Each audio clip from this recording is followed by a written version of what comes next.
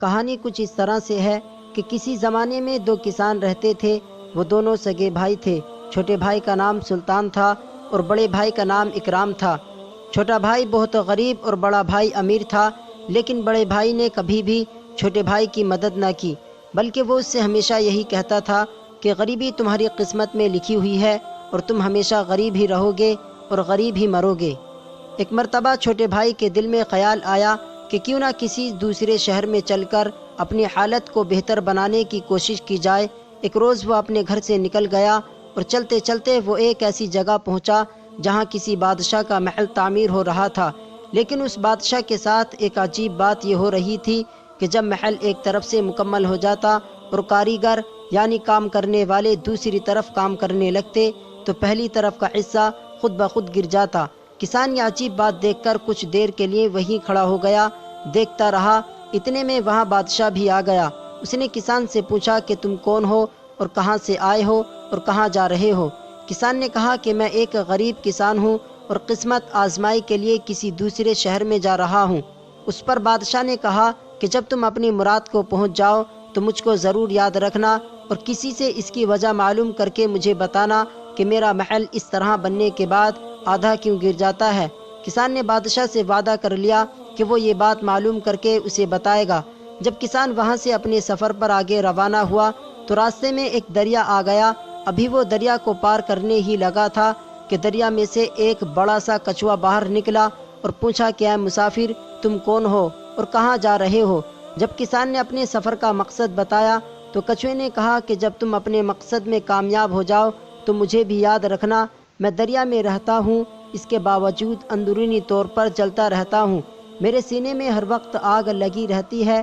کسی سے یہ دریافت کرنا کہ آخر اس کا سبب کیا ہے۔ کسان نے کچھوے سے بھی وعدہ کر لیا کہ وہ اس کے ہر وقت اندرونی طور پر جلتے رہنے کا سبب معلوم کر کے بتائے گا۔ کچھوے نے اس کسان کو اپنی پیٹھ پر بٹھا کر دریا پار کروا دیا۔ چلتے چلتے کسان کو بھوک لگی۔ اس نے راستے میں ایک آلوچے کا درخت دیکھا اور اس نے کچے پکے آلوچے توڑ لیے اور بیٹھ کر کھانے لگا۔ سارے کے سارے آلوچے کڑوے تھے۔ اس کسان نے سارے آلوچے پھینک دیے اور غصے میں درخت کی طرف لپکا کہ اسے توڑ دے تاکہ اس طرح کوئی دوسرا آدمی دھوکے میں آ کر آلوچے نہ کھانے لگے۔ جب اس کی شاخیں توڑنے لگا تو آلوچے کا درخت فریاد کرتے ہوئے بولا کہ میں خود پریشان ہوں کہ میرا پھل اتنا کڑوا کیوں ہے۔ جب تم اپنے مقصد میں کامیاب ہو جاؤ تو پھر کسی سے یہ ضرور دریافت کرنا کہ میرا پھل کڑوا کیوں ہوتا ہے۔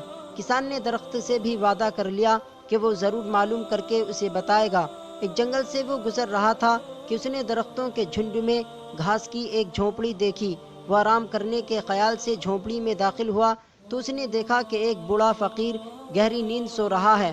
وہ فقیر 12 سال تک مسلسل جاگتا تھا اور پھر 12 سال تک سوتا رہتا تھا۔ ابھی کسان کو وہاں پر چند منٹ ہی گزرے تھے کہ فقیر نیند سے جاگ پڑا اور کسان سے کہنے لگا کہ تم نے نیند کے دوران میری حفاظت کی ہے، میں تم سے بہت خوش ہوں۔ یہ بتاؤ کہ تم کون ہو اور کہاں جا رہے ہو؟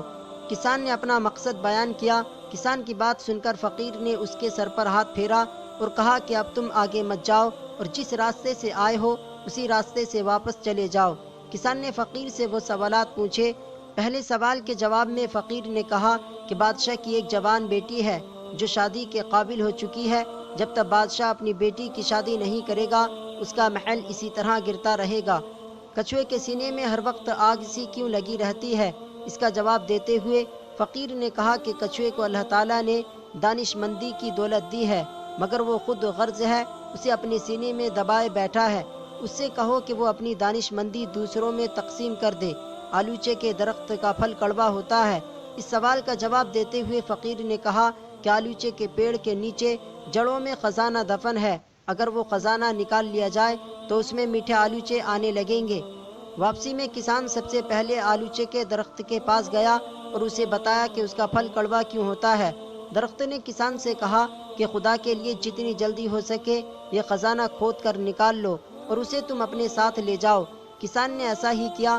پھر وہ کچھوے کے پاس گیا اور اسے بتایا کہ وہ ہر وقت اندرونی طور پر کیوں جلتا رہتا ہے۔ کچھوے نے اپنے جلتے رہنے کا سبب سن کر اپنی آدھی دانش مندی کسان کو دے دی۔ آخر میں وہ بادشاہ کے پاس پہنچا اور اسے بتایا کہ اس کا محل کیوں گرتا ہے۔ بادشاہ نے اس کا سبب سن کر کسان سے پوچھا کہ تم میری بیٹی سے شادی کرو گے؟ بادشاہ نے کسان کی رضامندی پا کر اس سے اپنی بیٹی کی شادی کر دی۔ شادی کے کچھ سال بعد کسان نے اپنے بڑے بھائی کو اپنے پاس بلایا۔ جب وہ دربار میں آیا تو چھوٹے بھائی کو دیکھ کر حیران ہو گیا۔ چھوٹے بھائی نے بڑے بھائی سے کہا کہ تم مفلسی کو میرا مقدر کہتے تھے کہ یہ کبھی دور نہیں ہو سکتی، لیکن دیکھ اللہ نے میری قسمت بدل دی ہے۔